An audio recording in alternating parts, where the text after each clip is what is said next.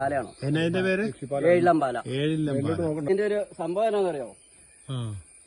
ഇതേല ഒരു വള്ളി കയറിപ്പോണ്ട്. ഈ വള്ളിയുടെ പേര് ചേലാന്ന്. ചേല. ആ വള്ളിക്ക് കയറി പോകണമെങ്കിൽ ഏതെങ്കിലും ഒരു മരം വേണം. സ്വന്തമായിട്ട് കയറി പോകാൻ പറ്റില്ല.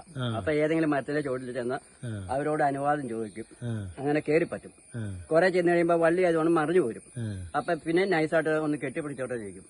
അപ്പോഴും നൈസായ വള്ളിയാണല്ലോ, കെട്ടിപ്പിടിച്ചോളാൻ പറയും. പക്ഷെ കെട്ടിപ്പിടുത്താൻ അനുവാദം കൊടുത്തു കഴിയുമ്പോ ഇതെങ്ങോട്ട് നോക്കി ടൈറ്റാക്കും. മൊത്തം ടൈറ്റാക്കും. ടൈറ്റായി കഴിയുമ്പോ ഇങ്ങനത്തെ വേറുണ്ട്. ആ വേര് ഈ മരത്തിന്റെ സെന്ററിലേക്ക് അങ്ങേ സൈഡിൽ തുളച്ച് കയറ്റി പോകും. അത് കഴിഞ്ഞിട്ട് പിന്നെ ഇങ്ങനത്തെ വേരുണ്ട്. അത് അകത്തോടെയും പുറത്തോടെയും വിടും. ഇതുണ്ടോ, ഇതുപോലെ ഇങ്ങനെ ചുറ്റും വിടും. അപ്പൊ ഇവര് വലിച്ചെടുക്കുന്ന ആകാരം ഇവിടുന്നും അവിടുന്നും ഇവിടെ വലിക്കണത്. ഈ മരമൊക്കെ പൊത്തായി. അപ്പൊ അല്ല, അത് പറഞ്ഞിട്ട് കാര്യമില്ല. വനത്തിലെ നിയമമല്ല, നമ്മള് ചെയ്യാൻ പറ്റില്ല.